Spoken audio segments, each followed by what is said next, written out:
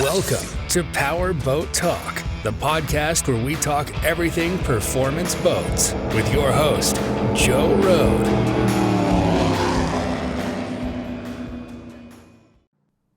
Well, hello and welcome to Power Boat Talk. I'm here today with Jake Fraleigh, who is the owner of Eliminator Boat Company out here in Southern California. And really privileged and happy to get to talk to him today. So, hello, Jake. How's things going today? It's going good. Thank you for having me on. I'm honored to be here. Oh, absolutely, man. Thanks for taking the time. So I know, God, probably like everybody, especially custom boat guys, you guys are probably hopping. What's going on in the shop right now? What's new? What can you tell us that's exciting right now? I've been really blessed. I mean, we've been really busy. I think we got a 2+ year backlog with some models in particular. Tons of things going on. We got, I think, about 30 boats in production, and then, another 35 in the queue. So really blessed. The communication with our customers has been great. There is a long wait, and a lot of that due to the backlog with COVID and the pandemic and getting parts. But other than that, we're gaining traction. Things are looking up and up around here. Like I said, I'm really blessed. Awesome. Well, that didn't happen by accident. I mean, we all know Eliminator. Obviously, the name is great. The quality is really good, which I'm sure that one of the main reasons you operate that way is quality and quality first. So, absolutely, yeah. Bob Leach, he's the legend that started Eliminator in 1969, and I was lucky enough to work with him from the time I was 15, 16 years old. I've been here since 1996. Bob was a big believer on certain things, and that was, he would say, Hot Boat Magazine once told me that this the best quality money can buy, and he pounded that in our heads. So to carry on that legacy has been quite the challenge, and it's been fun at the same time. Yeah. I know I was working at Eddie at the time you bought the company, and I remember we were kind of brainstorming with you when you first got it, and you were talking about how backlogged you were and how long it took you to build every boat. And I know that was one of the things you're like, I don't know how to, I can't cut corners. It takes however many days it takes, however many days. And so, I mean, I'm sure that's a big part of the challenge in getting the production down. Well, in that particular time when we were purchasing the boats purchased the company out of bankruptcy, basically, I needed to come out really strong and hard with the image of what I wanted this company to look like going forward. So the expectation level has been brought up to another degree. I didn't want to be a production boat. I didn't want to, just do the same thing we always did. I wanted to offer less models and then have a lot of emphasis on quality. So we're constantly striving ourselves to make sure our boats are built better and the quality's better and the finish is amazing. So one thing I'm really happy with my team is that we managed to kind of carve our own niche. The size and what we have to offer and the selling process is a lot easier. There's a lot of different things that we've done to make it a really nice experience for customers. Not always perfect, but we certainly strive to make it a good experience. And then you have, which is a great way to grow your business and to keep business in the queue, is you have a lot of return customers, a lot of generational people, right? That buy. Yeah. I have customers that come, every couple of years, and they just do a new boat. We help them sell it, and then we just kind of move on to the next one. One of my customers in particular has 11 Eliminators over the years. So it's pretty amazing to have that brand loyalty. And that was one of the reasons that really persuaded me to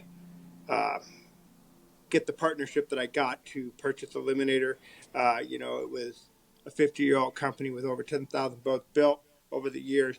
The brand is definitely there. I mean, the last ownership, they did great and made a really great name for themselves. But then at the end of their tenureship, they basically had bankruptcy it was basically a dark cloud all times over this company. So to be able to lift that dark cloud, get it away, offer less models, change the way we do things here and there. I'm really happy with the direction it's gone.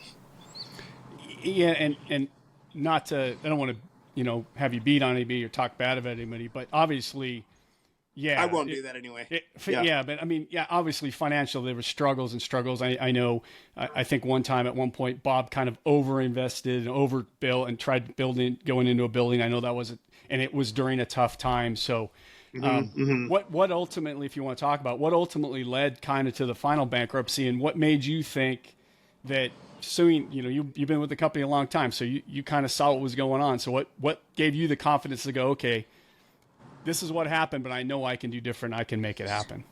So, Bob, at one point, the staff and I and Bob, we were all just running a grounds game, trying to keep this thing moving and just doing wherever we could. And, the one thing that's been really nice is the confidence level in our customers. I mean, you think about how scary this is for a customer buying a boat cash and, not really knowing at the end of the day if they're going to get a boat. The bankruptcy creates a lot of turmoil and uncertainty. And I think that what it boiled down to was Bob got sick. He had cancer. And the courts found out about that, and then that's when they put the hammer down. And it was an instant decision that I needed to do whatever I could to get this fixed. And how we got there and where we are today is a long story. But at the end of the day, I love this place, and I was relentless in doing whatever I could to save it. And that's what, like I said, Bob, he did wonders for this place for years. But his health was kind of, it was really compromised at the time. He's still doing great, by the way. He's healthy, but it was just what needed to be done. And when, it's just like anything. If you're passionate about it, you're going to do whatever it takes to get it done. And, it was a lot of bumps and bruises along the way, but I definitely got there. So yeah.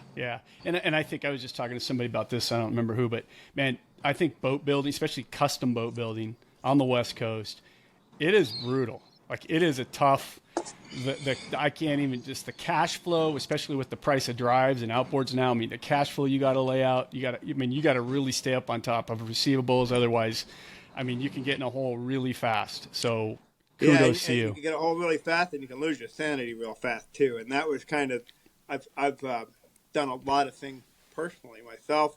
Over the last couple of years, especially leadership courses. I joined business groups. I've done. Oh, good for you. Tons of reading books, and when you start reading all these books and you go to all these different sessions, you start learning that they're all kind of the same, and it's they're the same messages. So that's what really needed. I needed that reinforcement, and a lot of it I was doing already, but just to kind of make a tweak here and there, and how to kind of get ahead of a P&L, as I might say, has really helped me. Oh, awesome! Good for you. That's really good. And probably a majority of guys, probably like Bob, a lot of these guys in this industry, they never thought about that. They never thought about taking care of themselves, right? They just put their heads down and try to get the next boat out the door. Just flying by the seat of their pants. And it worked. But, the digital day and age, everything moves so much quicker. Invoices get passed in and it gets into a system right away. And all of a sudden, next thing you know, it's 30 days. So everything moves really fast. Yeah, so, yeah. And the customers are moving just as fast as us. Yeah. Well, and it's a want product, right? Nobody needs this boat, so when they've got cash in their pocket, they want it, and they want it now, and so. Yep.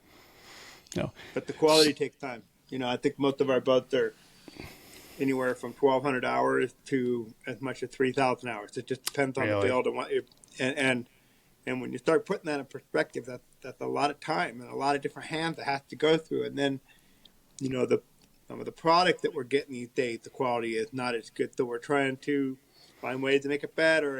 And you look at California regulations on resin and gel coat. I mean, these things, it's constantly changing.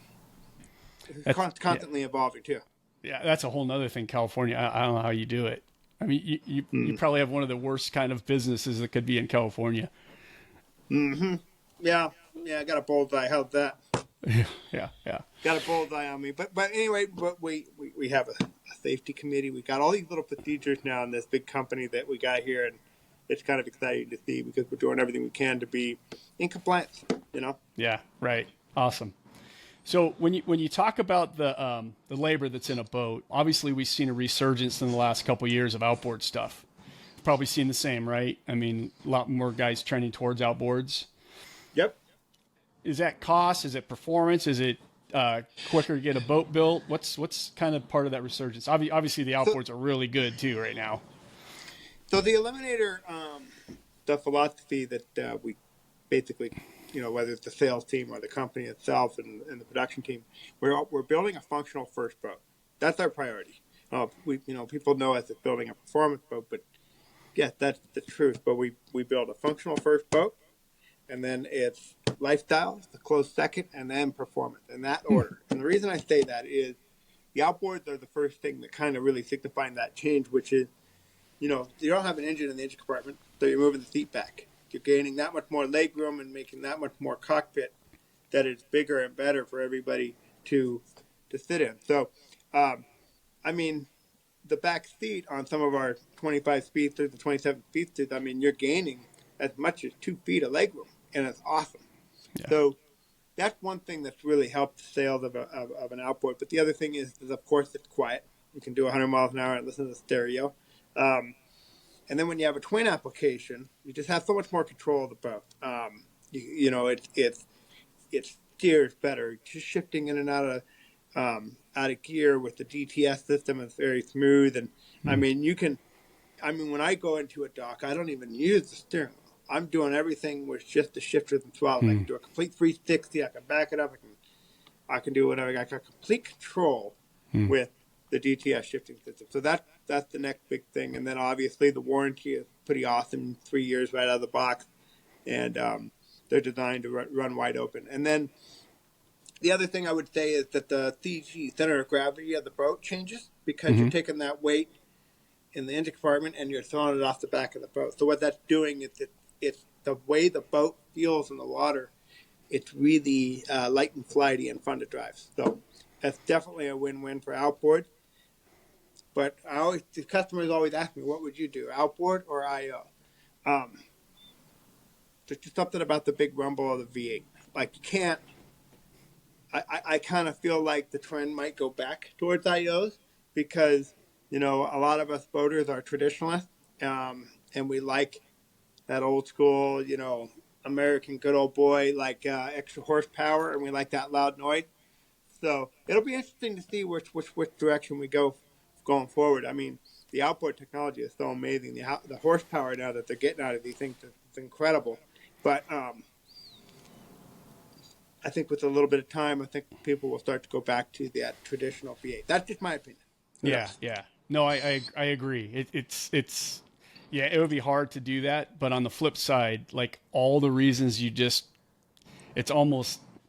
almost in some cases it's like, dude, you don't have a choice. Like, you don't have a choice. Yeah. And then how does that help you on building time? Can you build an outboard a lot faster, or is it about the same? We can build an outboard a lot faster. It's definitely in the rigging side of things, but they still go through a major overhaul to get. We offer the cap. We offer great, gorgeous Joko graphics. So all that time, the quality is in that extra time that we spend to do the finish work. And then it just kind of flows through the building that way. Yeah. I remember when we were building new parts that there was a backing plate we built in the transom, and and we had to build a raw plate, send it to you guys. And I remember Kenny Smith, who's been your rigger, like your head rigger, I don't know what his title is, forever, 30 right? years, and Kenny would say, Kenny would have to put the holes in for the fuel filters and blah, blah, blah, and send it back to us. And I used to like, Kenny, just put the fuel filters in the same place every time. He's like, I can't do that, man. I'm like, yeah, you can. It's like easy. He's like, nope, that's what we do. If the guy wants them somewhere else, we gotta be prepared for that, And I'm like, oh my gosh, you guys. But that's yeah. That's just the way the game goes. And we're one of the issues from a manufacturing standpoint that we deal with is that we have a group of individuals that have worked here for a very long time. Kenny Smith, he's been here 30-something years. We got Jose Torres, he's been here 44 years. Oh my gosh. I've got some guys with some super awesome skill set that are just, you can't buy it, right? Mm-hmm. So I got all this amazing skill set, but then you start blending in with a bunch of millennials. It's like oil and water. It does not mix. And we got to simplify it for them and train them, and so we got a lot of stuff going on in like procedures, mainly to get Sure. the most important thing, locked down. Yeah. Well, you got to figure that happy medium. You want to offer a custom boat, but you got to get boats out the door. Absolutely. Yeah. Yeah. So with the custom process, so how does it go? Because again, you build every boat for a customer, right? You don't have dealers, you don't have stuff on floor, right? Okay. No. So how's that process start when the guy comes to you? How do you what's he pick out? How do you lay it out? Yeah. When Joe Road comes into the building and buys next week, the building, I'll be there next week. Yeah.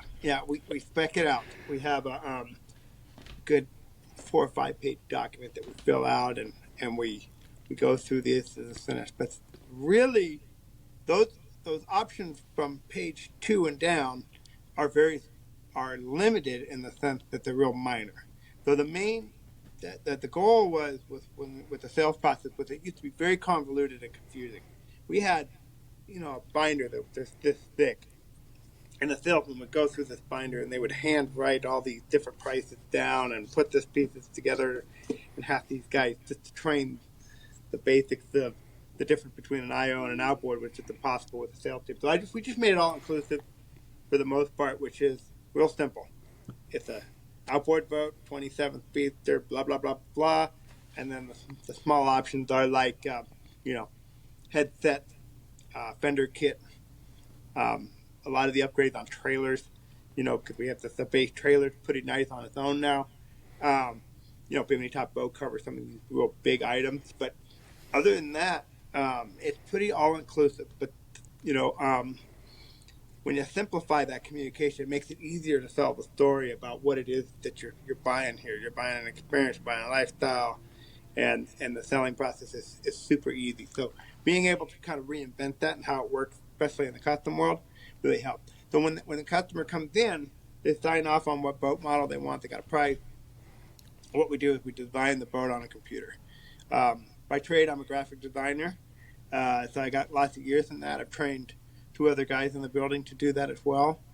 We draw up a graphic with you, and then we wait. Yeah, right now you have to go through a waiting period, and then when we get started, we take the graphic obviously and do it in the mold. Now we build a boat, the West Coast style, which is the mold's waxed. It's the negative.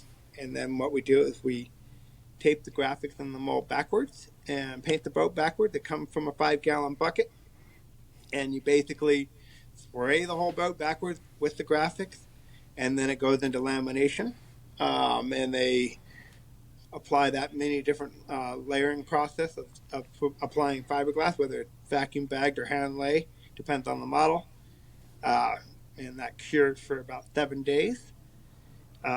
And what the cure means is that the resin has kicked, but then it's fully released all its gases, and it starts to shrink. When it shrinks, it'll naturally pull away from the mold. So I always give people the scenario, it's like your mama's cookie sheet. Your mom gets to put the butter inside the cookie sheet, take the dough, put it in there, and then stick it in the oven, and then when the cupcake or cookie came out, you pulled it out, and the cookie had the same impression as the cookie sheet. Well, we don't bake with an oven. We bake with a chemical. Gotcha. So it's a very simple process. You can't have negative draft, but basically, in real simple terms, with the negative comes out a positive, and that positive is the boat. It'll be the hull, the deck, whatever. You put the 2 pieces together, you tab the insides of it, put the bulkhead, which is like the infrastructure of your boat, no different than the framing in your house. And then from there, where it gets a little bit different for a lot of manufacturers, we have floors that we put in, a gas tank that go under, and then it all tabs together to the bulkhead, kind of goes together like a puzzle project. And then at that point, we have a boat. We can lift it, we put it on a dolly, we push it outside, we start. In our process, a lot of times we do the cap option, which means the shear line, where I take the deck and the hull. Remember, you can't have a negative draft, so you add the hull and the deck, and you put the 2 together. So there's a line that's around the whole outside perimeter of the boat. So at that point, what we do is we grind away that line and we repack with fiberglass so that the front and back of the boat are ultra smooth. As opposed to like a piece of molding, right? A piece of plastic molding. Right. Thank you for clarifying. Plastic molding works wonderfully. You get boats built a lot quicker. But we're finding that because of the quality of the gel coat and the fiberglass that's been downgraded based on environmental regulations over the years, we have to fix it anyway.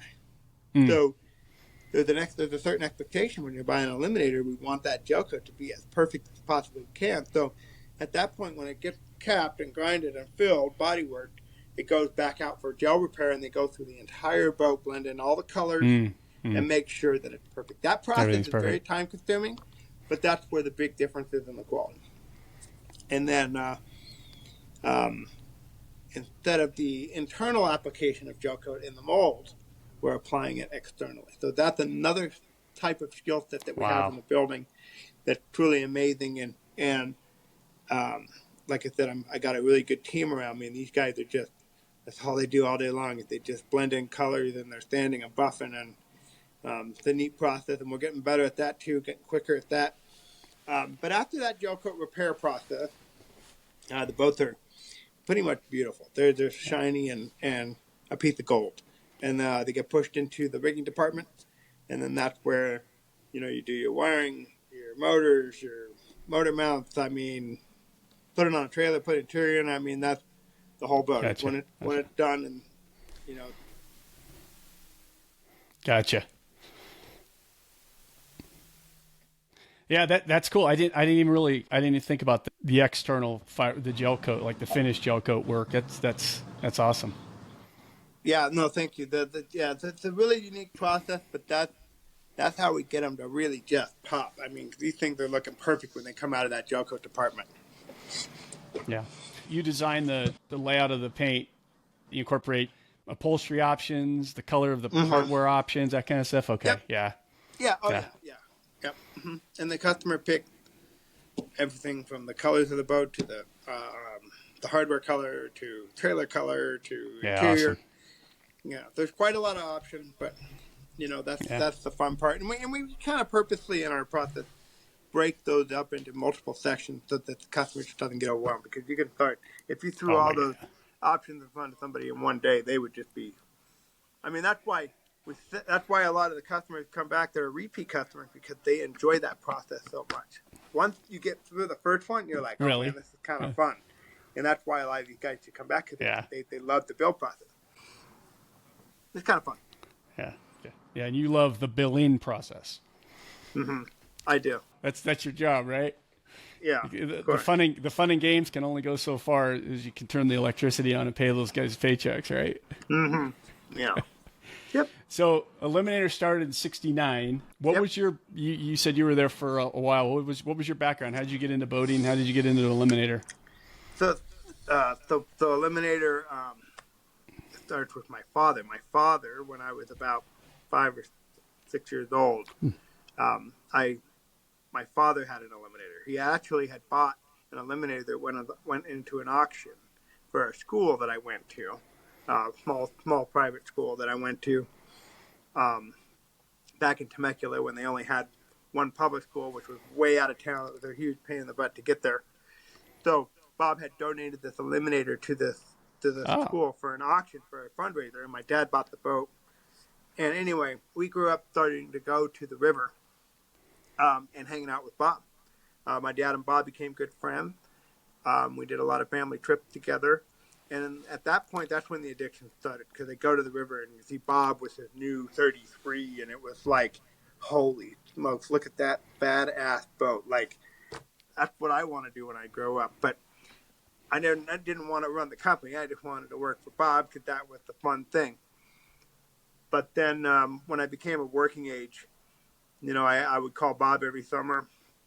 And this was probably in 95, 96. I would call Bob and say, hey, can I work with you this summer? And I'd ride to work with him and clean all the boats in the showroom or wipe the floors and sweep up the nuts and bolts. And that basically, it just every summer came quicker and quicker and quicker. Next thing you know, I go off to college. I'm still there in the summertime. And then when I left college, I was here full time and had a run for about 10 years. And then we had the economy meltdown and we had to all start over. So in 2009, I took a hiatus for a couple years and, had some corporate job where you had to wear nice clothes and learned a really complete different entity of business being away from Eliminator. It was, to go from, the casual boat business to a corporate structure where you wear slacks to work every day. Boring. That is not for me. I learned real quickly that this is not my wheelhouse. So, I basically was looking at it as I'm watching my clock. How much time do I got here? I just need to just make an impression and then move back on to what I love doing. So I did some other stuff along the way. Had my own marketing business and stuff like that. I just wouldn't, the corporate thing was just not for me. So, but great people, I've met great people there and lots of neat experiences with that. But boats was just in my blood. So, as a little kid, I've been addicted to boats. So that's why I'm here. And I know the bankruptcy, it went on for 7 or 8 years, I think, which was weird. But I think it was just coming off the bad economy. I don't know why. I don't understand the details of it, but it was weird. But I mean, at what point? Obviously, you said you didn't want to run the company, but you always wanted to be an Eliminator full time. I mean, at what point, were you just laying in bed one day and say, "Hey, wait, maybe I can do this," or how did you? No, it was do or die. I mean, I was basically told by people that had no compassion for the company or Eliminator or our lifestyle.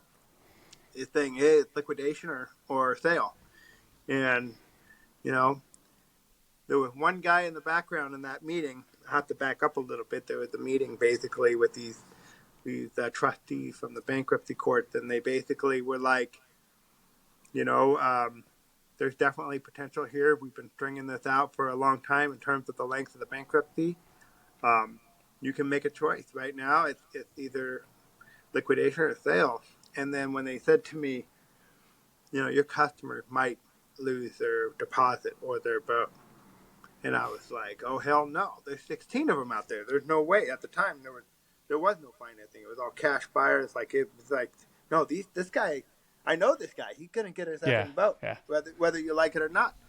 And so basically that was the minute I jumped in, and I had a couple good people around me that really guided me through the process of starting a business of, getting a partnership together and getting it done. I wouldn't have been able to pull it off without my partners, which was also a neat learning experience for myself as well. Sure. So, being able to, it was, so to answer your question, was it by force? Maybe. It was still a choice I made. I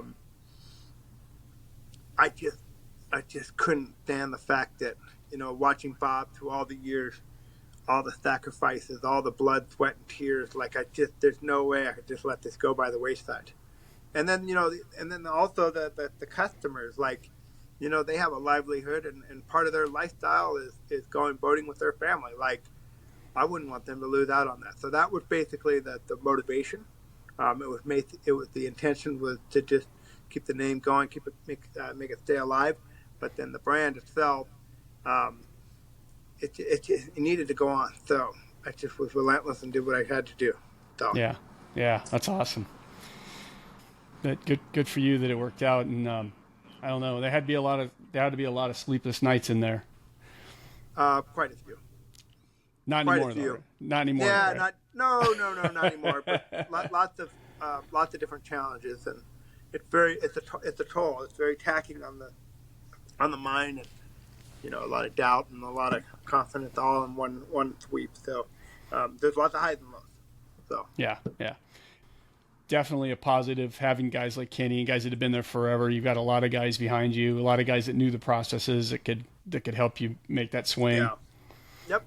Yeah, and a pretty nerve-wracking time for them as well too, especially the beginning days after the bankruptcy, and it's been nothing but a process to get all these guys on board on the same team and just to keep pushing forward.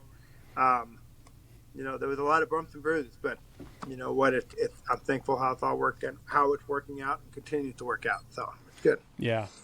That's true. That's tough. I know you did lose a couple kind of long time guys. Because they couldn't quite understand why you had to have safety meetings or whatever, that kind of stuff. Yep. So I get it. That's tough.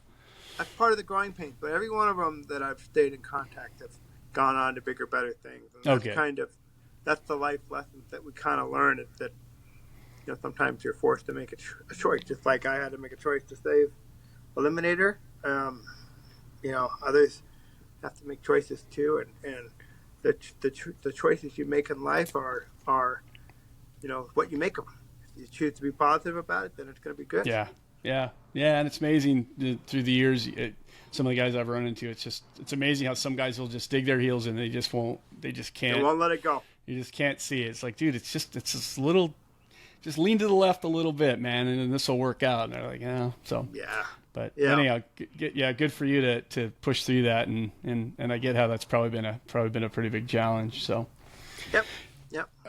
One thing when I saw you at the boat show last, we were talking about it was right after Alan Stoker had won the 9-hour with one of the Stoker boats that you guys. I don't know how many people know that you guys. I guess you're still laying those boats up, right? Or did you? Yeah.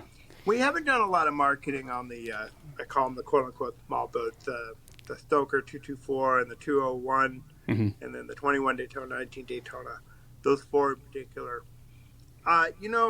And we still don't do a lot of marketing. We do make a select group of those boats. The biggest thing is that there's so much history with this company and all the different people. You're talking about Alan Stoker. Like, that guy is a legend. John Stoker, too. I mean, you're talking about guys that have sacrificed everything to be in the boat business and have given it their all. That Stoker is so far ahead of its technology in terms of the running at the bottom of that boat. I mean, it's amazing. Like, that thing can handle big water. It can turn on a dime. I mean, it's too good to pass up and not embrace that nostalgic history. The 21 Daytona has its own flair. The 19 Daytona, which is basically the boat that put this company on the map, I built them mainly with one to test the lower river market and see if it's happening, which I know it is. But especially when it comes into new builds and how much of the guys that are younger than me, I'm about 41. So the guys that are younger than me, how much of them are handy like, say, my father was. My father could build a motor inside and out, no problem, put it in a boat and make it run. Some of these guys, the younger guys, is there a desire for that? So one is to see what the young market does in terms of an entry-level boat, but then also the guys that really, truly understand and appreciate the nostalgic history, because it is still expensive, right? I call it an entry-level, but it's still very expensive by the time you're done. But the lower river market, the shallow water boats, I really wanted to tap into that nostalgic history because, they always say, with the marketing, you really focus what others don't have to offer. And right now I've got some of the four most legendary boats in the business, which is the 2 Stokers and the 19 and the 21 Daytona. So, yes, I'm offering it for special builds. We don't do complete rigs. We do mainly a shell. And we're here to help, do interior and orchestrate trailer and all that, but just mainly just testing the market, but really to showcase the history of the company. Gotcha. And that's kind of where I was going with the question, and you kind of answered it too. Why are you still offering the small boats? Why are you doing it? And obviously, like you said, I mean, it's when you've got a $500,000, $1 million boat in the queue, it's hard to stop and do a $15,000 bare hull. I get that, but right. you obviously understand that even though it's an expensive entry level boat, it is more entry level. But also, like you said, I mean, there's guys spending a lot of money to get a 19 Daytona because that's what they want. They could have a 33. They don't want a 33. They want a 19, best of everything kind. So. Oh, but they're so cool. And if you look at the long term, you want to talk about something that always looks good. It's timeless. No matter what graphics on any one of those things, it's amazing. And guys that are trying to get into this boating, I encourage them to go pick up an old 19 Daytona, an old 21 Daytona, even a Stoker or whatever you got, because the big thing is that they're so cool and they're timeless. And it's like a forever boat, in my opinion. Well, so. No, that is something that I tell people that I've been in the hot rod industry a lot, and I tell guys like, you're selling a boat that you've been selling for 40 years, and it's just as cool. You know, I mean, 57 Chevys went away in 57. Yeah, people build them or whatever, but it's really cool how that happens. It's amazing that it happens, but it's really cool. Yeah. Yeah. So, like I said, I'm just testing the waters with that. I think we've done a handful of boats this year, a couple 21, a couple Stokers, and whatever else. So, but yeah, I mean, going back to Al crushed it in that race last year. Oh my gosh. You know, and I mean, the guy he's an expert. I mean, he blueprint in the bottom of that boat and got it dialed down. He would say, Jake, you know, that lamination schedule needs to be about this much weight. Really? Can't be this much. Got to be this much. It needs to be this much weight. I mean, the guy has it absolutely down to a science. So, and plus, he's very easygoing. He's a very humble person. I just enjoy every minute talking to him. Yeah. No, there's a reason he's as good as he is, because there's no detail that he doesn't. I don't want to say micromanage is a bad word to a lot of people, but in some cases, micromanaging. I mean, that's how he got it to where he got it. Well, no, he's very involved. Even with our sales, he's very involved with every one of them. I mean, but I mean, like I said, he's just a true expert. So yeah. And then you stick one of these new outboards on that hull. That it was obviously unbeatable. It was slam dunk. Yeah, slam dunk. Crazy combination. Oh, so cool. I wanted to hear about that. That was good. Something else was interesting to me. It seems like I see you guys are doing a lot of stuff like in the Midwest. Like it seems like, are you guys, because obviously you're kind of known as a West Coast boat. Are you trying to move, or I mean, do you have a lot of customers outside the on the East Coast, Midwest? How's that expansion? Yeah. You know, when it comes to sales, I always find out where these guys where they're coming from. The customers come from. You know, we've got this year. We've had a couple of boats go to Idaho, Sandpoint area. We had a couple go to the East Coast. There's quite a few in the Ozarks. We had one go to North Carolina. Eliminator's been around 50 years. 50 plus years, I should say. So there's over 10,000 boats. So there is an Eliminator in every part of this country, which is the most amazing thing. I mean, I think there's a couple in Africa and a couple in Japan and a couple in the Middle East. Yeah, they're all over the place. So the purpose of going out to the Midwest for us is it's just to market and just tell people we're here. Because, you know, the trend right now is the bigger boats with the outboard. And there's a whole lot of competition in that one, and I debate whether we get into that league and get into a 30 plus, 35 plus, you know, outboard boat or a 40 whatever. But I don't know. It's not really my market. I think I've decided that where I'm at right now is what I'm offering, and there's still a lot of lakes out there that are, you know, mid-size. Docks don't need to be modified for my boat. You know, there's a lot of pluses to kind of just stick to what the game plan is. And so as the years go on, I'm trying to push the models out towards, you know, the Midwest and wherever else, just because, you know, 80% of our customers do come from Havasu and Southern California. So, and Nevada, I should say, those three states. You get 2 year wait and they're knocking at your door. It's hard to argue with that. You're obviously doing it right. Right. So, yeah, so that's just slow playing the actual geography in terms of where the customer is. But you know, with the emergence of Facebook and Instagram, I mean, you can find customers anywhere. It's pretty amazing. Not like the old days where a guy just showed up in the showroom and you sold him a boat or answered a phone call. I mean, there's just millions of people at the touch of your fingertips every day. It's just basically changed the whole game. I think a lot of the sales strategy going forward needs to be making this guy believe that he can be in that boat and drive it. You know, that's going to be the future. More educational. Yeah, and your social media is, man, it's really good. Like you can tell, it's you guys put a lot of effort into that. So that's cool. Yeah, thank you. So I know, speaking of the Eliminator customer, the Eliminator family, you guys have your regatta coming up. You guys do a big regatta every year in September. Yep. Yeah, still doing that again this year, I'm sure, right? Yep, on the 22nd and 23rd. doing a very similar layout as last year. We're going to go out of Lake Havasu, and we'll have the registration party, and then we'll go to Pirates Cove on that Saturday. It's a great fun. It's a great time to connect, meet people. We got drinks on the house and at the party, the registration party. So that's fun. We got live band. We do auction for a good cause.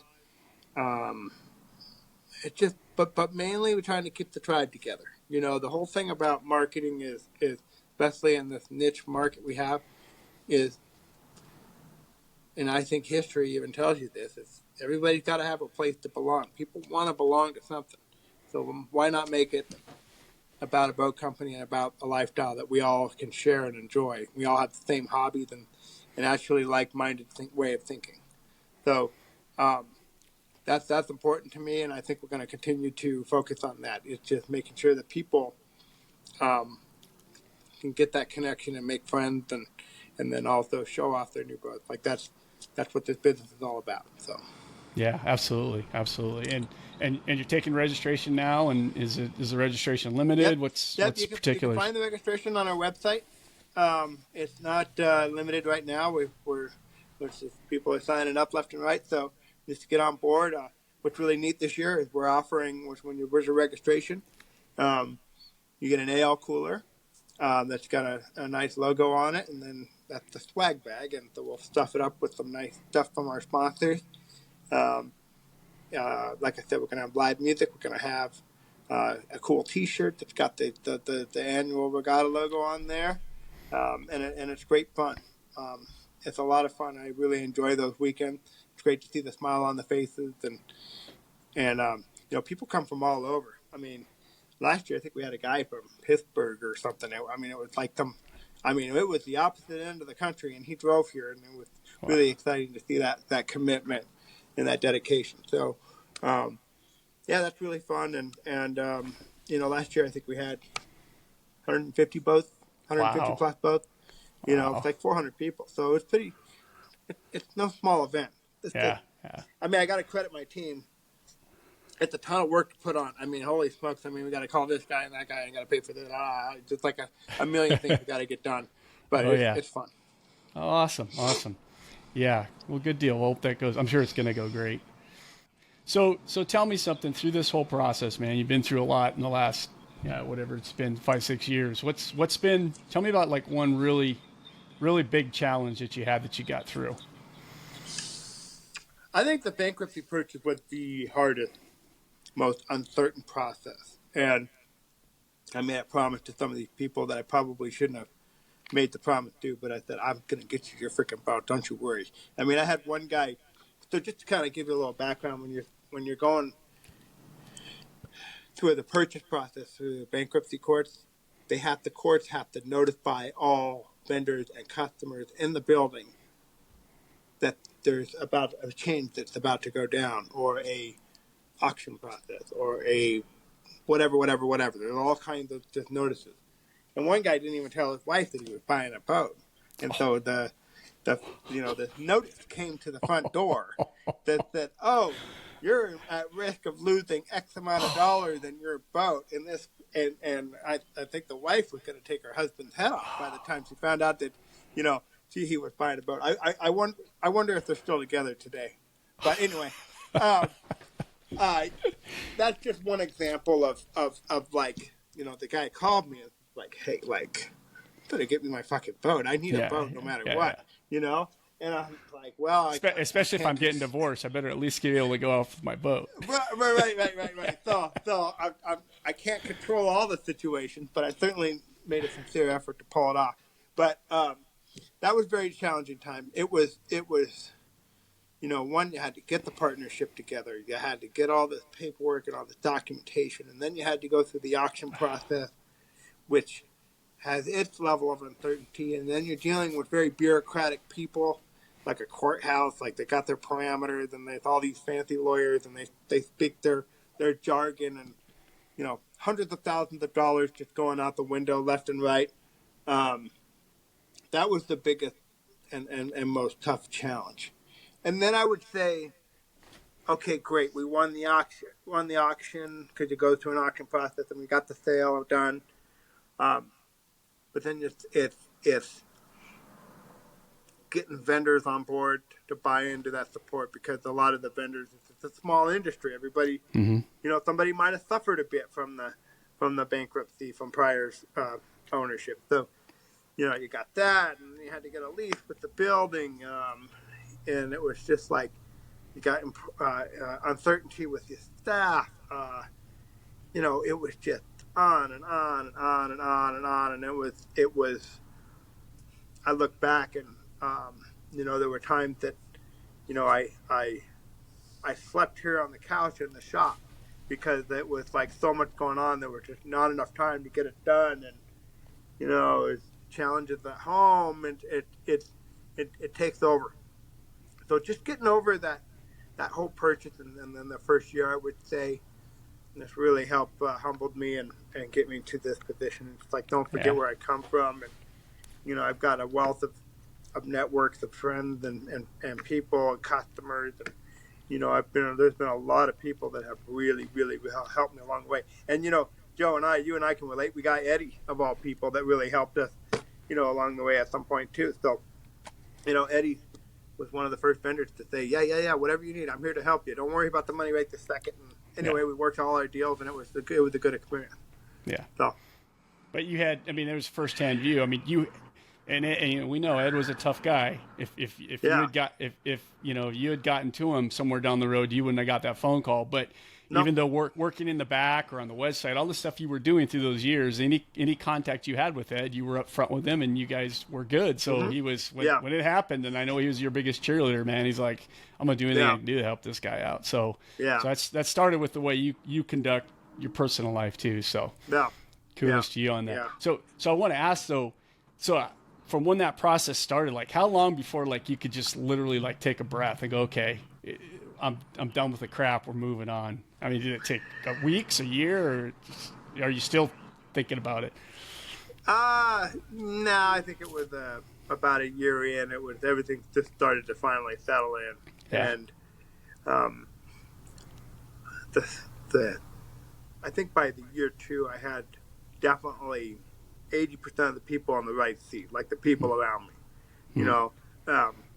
They were pulling their weight. I didn't feel like it was all me trying to lift this weight of the huge company, because it was next to impossible. I couldn't answer enough phone calls, couldn't answer enough emails, couldn't do this, couldn't do that, couldn't build the boats fast enough. So when I got the people on the right seat, that's when things started to kind of slow down, and everything became very predictable. Yeah, it had to be nice that one day when you finally looked in the mirror and just said, "Okay, it's done." Yeah, well, it's never done. Never done. No, I keep tweaking it, but yeah. I like to ask people this question. Tell me something about yourself that people would be really surprised to find out about and would want to know more about it. Well, I love to do art. You can see on the wall I got a picture of my dog. And then I would like to do there's the painting right there, and then there's my. I like to do those outboards, which is kind of cool. So I love to do art as a hobby. It's a great stress relief for me. So and then obviously I'm a creative guy, so putting that into my boats is something that actually it's a great time for me to start thinking about boat design, because I'm out there throwing paint around. By the way, all those paintings I showed you are all gel coat too. Same stuff we're making boats out of. Oh, so okay. I was going to ask you.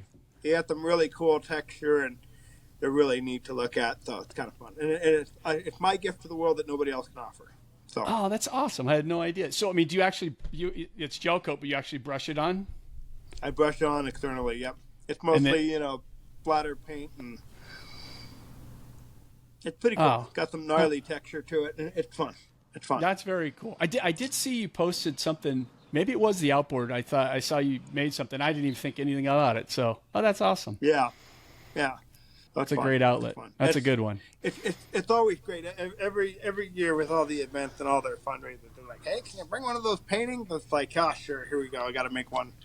It's usually the night before. I'm trying to whip it out. So thank God the gel coat uses catalyst to harden, so it doesn't take very long to dry. It's not like an acrylic or an oil paint. It takes forever. So yeah, awesome. Well, that's fantastic. So I appreciate, it was really good hearing about the process, hearing about the history, and appreciate you taking the time and coming on. Is there anything else you'd like to tell your crowd out there that we can add? Yeah, Joe, thank you for having me on here. Eliminator is rocking and rolling. It's been a great experience. I got a great team around me, and just keep an eye out on us. We're coming in waves, and we're coming in hot. So I appreciate the time to talk about the company, and you make me talk about myself, which kind of get in the zone, and I'm not typically good at that, but. Anyway, well, thank you for letting me share my story, because it has been a journey, and that's where life has seemed to be taking me in the boat business. So yeah, no, that's awesome. I do this for, I don't want to sound snarky, but I do it for selfish reasons, because there's a lot of guys that I've done business with like you in the past that, yeah, we're cordial, we see each other at the shows, but we never really get to sit down and have this talk. And so as long as I'm having it, I might as well share it with people, so yeah, that's what it's all about. So. Absolutely. Very cool. And then you guys, Instagram, Facebook, Eliminator Boats, websites, eliminatorboats.com. So, sign up. Their social media is awesome. Their merch is crazy. They've got anything you can imagine. So, whether you own an Eliminator or just want to own one someday, or the swag's there. So, Yep. I appreciate it. Thank you so much. All right, buddy. Take care. Thanks for everything. And we'll talk soon. Okay, man. Take care. We'll see ya. Thank you for listening to Powerboat Talk. If you like what you've heard, please head over to Apple Podcasts and give us a 5-star review. For more Powerboat Talk, follow us on Facebook or Instagram, or visit our website at powerboattalk.com.